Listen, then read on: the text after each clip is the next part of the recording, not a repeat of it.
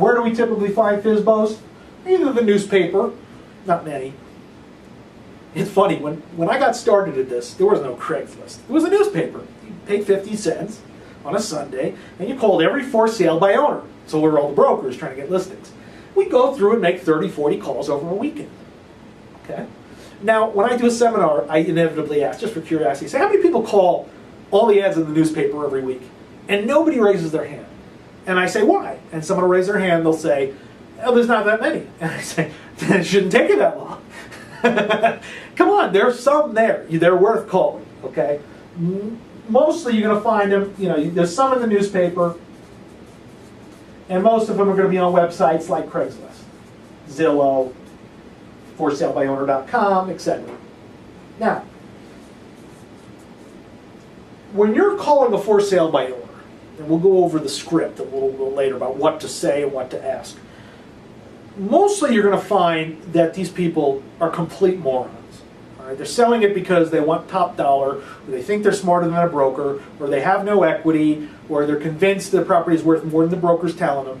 And it's a tough nut to crack. And people will tell me, I've looked on Craigslist and I haven't found any good for sale by owners.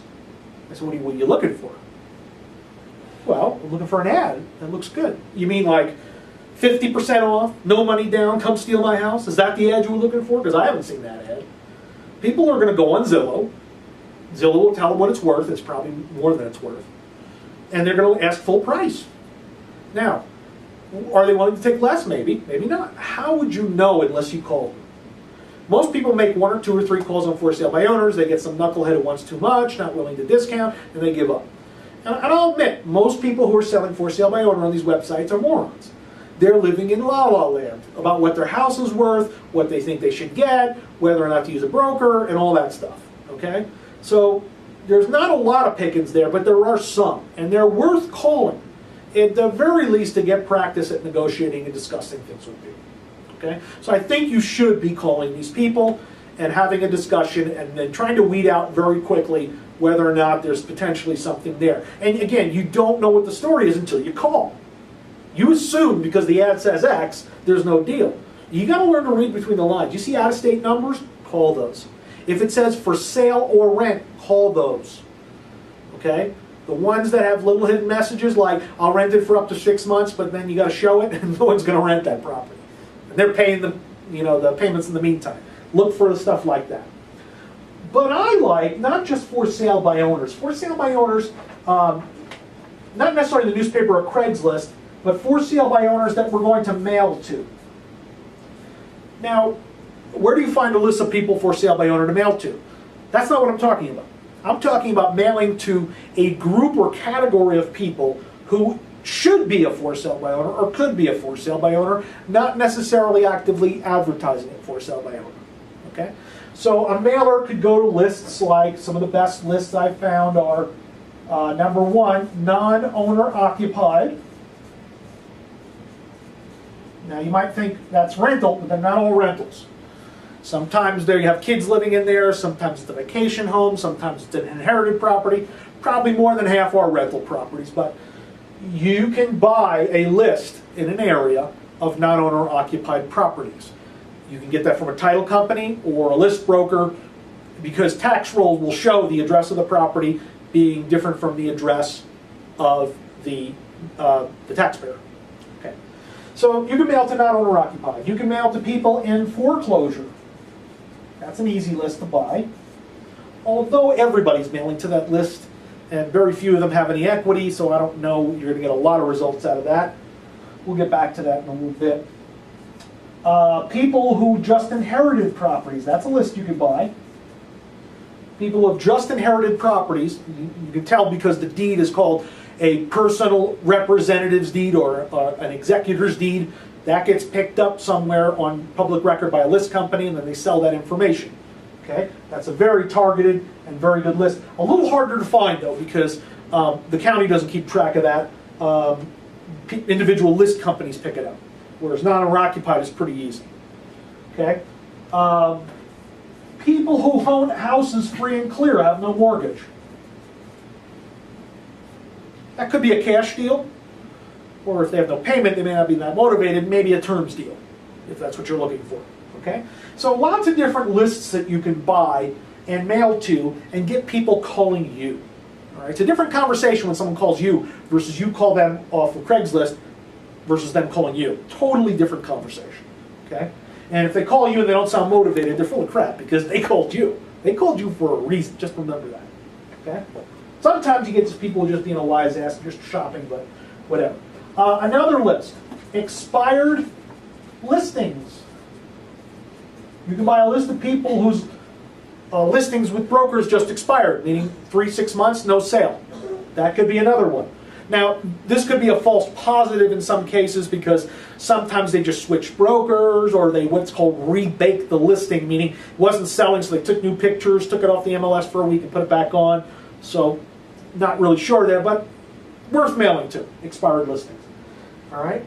Or also, you can just do what's called a shotgun. If you got a neighborhood that you want to work, you can just buy a list of every house in that neighborhood or every house in a subdivision or two and just mail to everybody. Or everybody in this condo association and just mail to everybody. Okay? All good potential lists to mail to. Now, let's talk about what to mail. You can mail a postcard. And if it's a list like the non-owner occupied, I might use a postcard first just to weed out the bad addresses because postcards are cheap. What kind of postcard? You can go with the straight black and white, buy from the post office. Literally just buy the postcards with the stamp on them. Bring them to an offset printer and just print a basic black and white "We Buy Houses" message. Okay? In the course manual you'll find different samples of that. And by the way, I'll give you the link later on this afternoon for the download of the course manual and forms. In there you'll find different samples of different postcards. So one way is you go to the post office and say, I want 5,000 postcards. You may have to go to a major branch to do that. And then you bring it to a printer and print a message and just send them out with a label on it. The other way to do it is a fancy postcard. Okay? So if you use places like Vista Print, they also do postcards. And you can upload a list from Excel and then design it online real pretty, and then they will mail it out, either a regular or the oversized postcard. Okay? So either way, personally I've had better luck with the US Post Office one. Okay? Especially if the original that you're photocopying is in like a Sharpie, written like you could write on a white piece of paper, dear, and then a little blank, and say, I'm interested in buying your house. Please give me a call if you're interested in selling. Bill, and then you have them printed, and then it's in your handwriting, so you just take the card and fill in, Dear Bob, Dear Nancy, Dear Fred, Dear Joe, and so forth. And then just on the other side, you can handwrite the address, email it out. That's probably your most effective postcard. Takes a lot of time, though. You might try split testing, maybe do 1,000 of those and 1,000 of Vistaprint just to see which one pulls better for you. Depends on the neighborhood, depends on a lot of factors, sometimes just a fluke, depending on who's answering the mail. The more expensive thing would be a printed letter. That would be something that's personalized, typewritten, professional, with your logo, your company, about what you do, and so forth. That letter pulls pretty good. Generally, if they open the envelope, and by the way, the envelope is key. No matter what you put in the envelope, you better handwrite the address and put a live stamp. Don't meter it, don't put labels. Nobody's going to open it. It's junk mail. Okay? No return address, or just a return address, no name. Handwritten addressee, or computer generated to look like handwritten. We'll get to that in a minute. And a stamp. And something funky like Love or Elvis or something like that.